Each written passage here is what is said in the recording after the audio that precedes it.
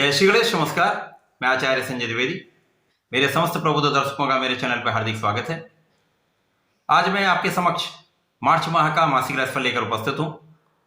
मार्च माह मिथुन राशि के जातकों के लिए किस प्रकार का रहेगा, किस प्रकार के लाभ मिलेंगे, कौन सा भाव कितना प्रबल हो रहा, कहां पर आप कितना लाभ ले सकते हैं, भाग्य का कितना साथ मिलेगा, कार्यक्षेत्र कितना प्रबल होगा तथा आर्थिक कितना लाभ आप ले रहे हैं, संपूर्ण विश्लेषण मैं पूर्ण तर्क के साथ करने जा रहा हूं।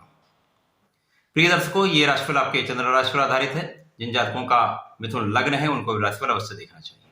मार्च माह के प्रारंभ में जो ग्रहों की स्थितियां वो इस प्रकार हैं। पंचम भाव में तुला राशि में केतु होंगे।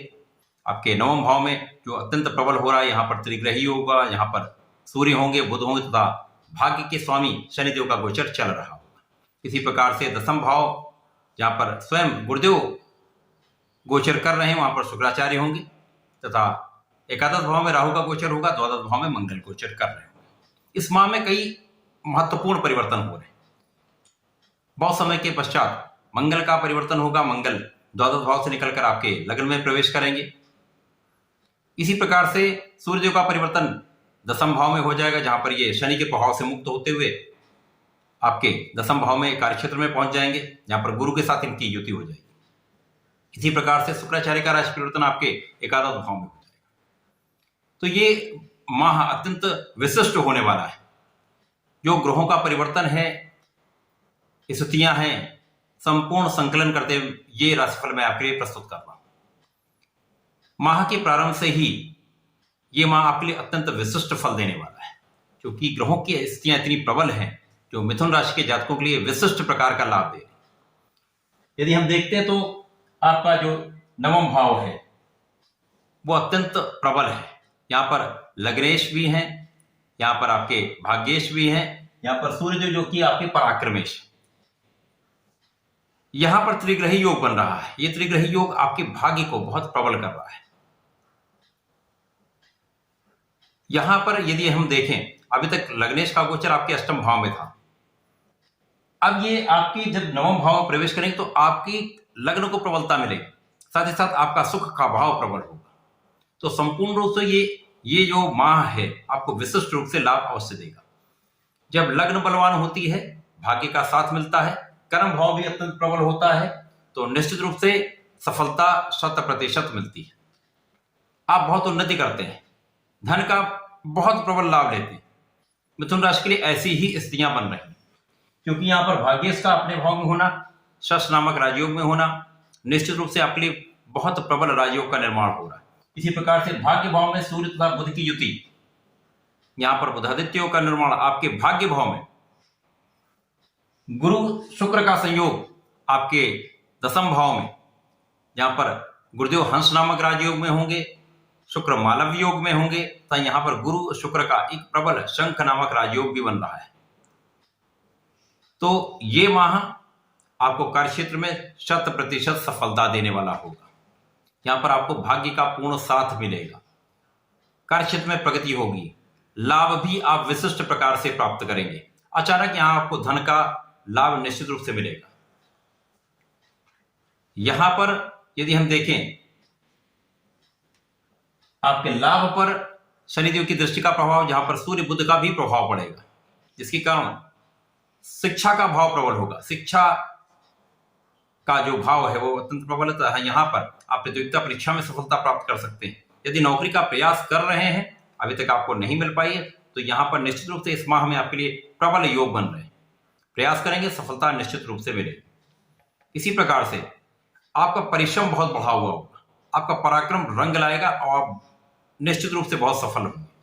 यहाँ पर भाई बहनों का पूर्ण सहयोग होगा, परिवार का साथ मिलेगा, मित्रों का भी आप यहाँ पर सहयोग प्राप्त कर पाएंगे।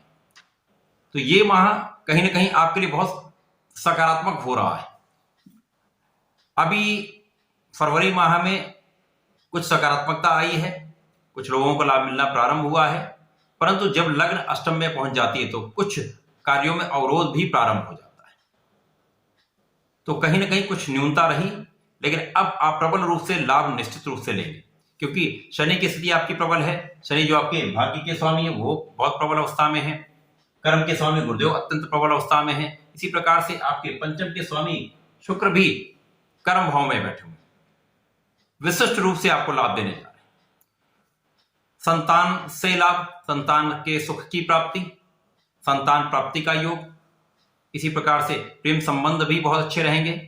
शिक्षा में तो आप बहुत सफल रहने वाले, किसी प्रकार का कोई अवरोध यहां अब नहीं आने वाला।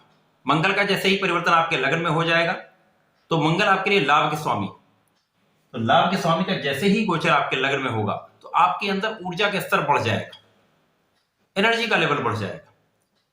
यहां पर आप बहुत क्षमतावान हो जाएंगे, सामर्थ्य आपका बढ़ जाएगा। अब यहां पर लग्न भी बलवान है, लग्न में ऊर्जा का स्तर भी आपका बढ़ रहा है, जिसके कारण आप बहुत सकारात्मक रहने वाले, आपका आत्मबल बढ़ जाएगा। आत्मबल के कारक सूर्य बुध की युति यहां पर निश्चित रूप से आपको बहुत कॉन्फिडेंट बना रहे, बहुत प्रबल रूप से आप यहां पर सक्षम होंगे।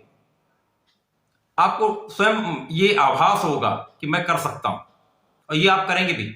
इस माह में निश्चित रूप से बहुत बड़ा आप कुछ करने वाले, बड़ा लाभ लेने वाले।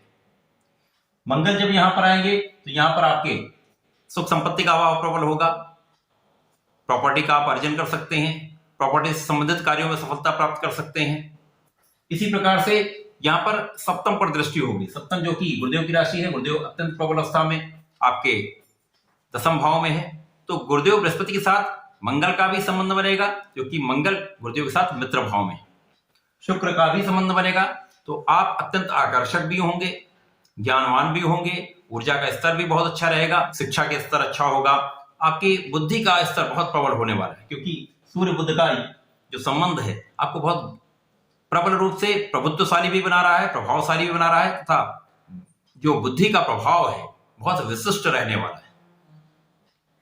तो यहां पर यदि आप सरकारी नौकरी का प्रयास करेंगे, सरकारी कामों का प्रयास करेंगे, प्रशासनिक सेवाओं में हैं, तो निश्चित रूप से आप बहुत सफलता प्राप्त करने वाले हैं।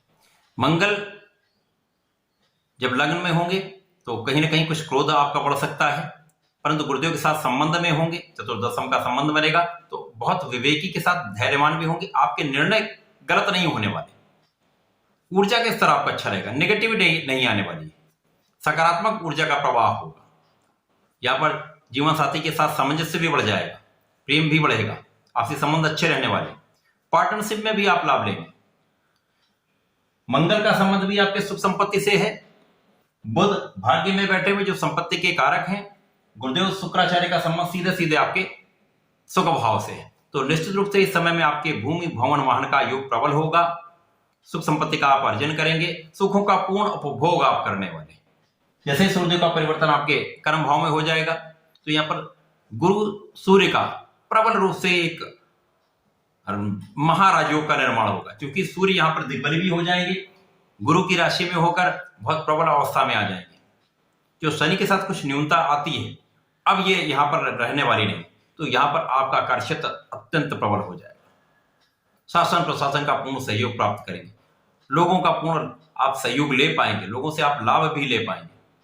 यहाँ पर आपके उच्चाधिकारियों का पूर्ण सहयोग आपके साथ होगा।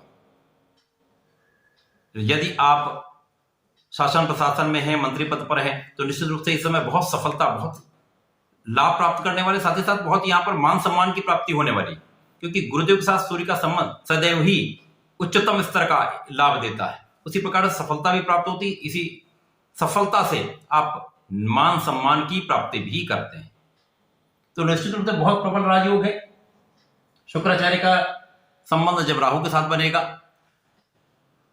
यद्यपि शुक्राचार्य का संबंध जब राहु से होता है तो कहीं ना कहीं ये भटकाने वाला होता है, अनायासी ही भटकाव प्रारंभ हो जाता है, भ्रम की स्थिति बढ़ जाती है, कल्पनाशीलता बढ़ जाती है, आकर्षण बढ़ जाता है, आसक्ति बढ़ जाती है।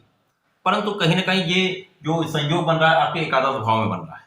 एकादश भाव जो आपके आय का भाव है, आपके लाभ का भाव है, वहां पर मंगल की राशि में होंगे, मंगल लग्न में है, तो निश्चित रूप से ये जो संयोजन बन रहा है ये प्रबल रूप से आपको धन का लाभ कराने वाला है।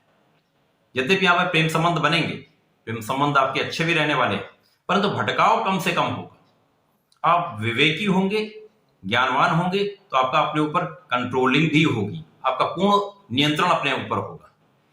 परंतु फिर भी मैं ये कहना चाहता हूं, कहीं ना कहीं आपको बहुत संयम रखने की आवश्यकता होगी। ऐश्वर्य आपका बढ़ जाएगा, धन संपदा आपकी बढ़ जाएगी, बड़ी गाड़ी का योग बन जाएगा, शिक्षा, संतान का लाभ, 100% समय में आपको पूर्ण रूप से मिलेगा। अब ये जो संयोजन बन रहा है, शनि और बुध जो प्रबल मित्र हैं, आपके भाग्य भाव में रहेंगे। गुरु सूर्य का संयोग आपके दशम भाव में होगा। इसी प्रकार से राहु और शुक्राचार्य का संयोग आपके लाभ भाव में तथा लग्न में मंगल। तो संपूर्ण रूप से ये माह आपको विशिष्ट रूप से प्रत्येक प्रकार का लाभ देने, आपके समस्त अवरुद्ध कार्य बनने लगेंगे। जिन लोगों पर ऋण हो गया है, अब ऋण का भाव न्यून होने लगेगा। यहां पर कहीं ना कहीं आप शत्रुओं से बचेंगे भी, शत्रुओं पर विजय भी प्राप्त करेंगे। आप बहुत आगे बढ़ने वाले हैं, बहुत नाम करने वाले हैं, बहुत सफलता प्राप्ति करके यहां पर निश्चित रूप से प्रबल रूप से अब धन का अर्जन करने वाले हैं। जो अभी तक आप नहीं कर पा रहे थे, वो समस्त कार्य अब यहां पर आप संपादित करने जा रहे हैं। कार्यों के अवरोध समाप्त हो जाएंगे, भाग्य का पूर्ण साथ मिलेगा, कार्यक्षेत्र प्रबल रहेगा। तो निश्चित रूप से सफलता प्राप्ति के साथ साथ अब धन का, लाभ का पूर्ण अर्जन कर पाएंगे। तुला राशि के जातकों के लिए कहीं ना कहीं बहुत श्रेष्ठ फलदायक हो रहा है।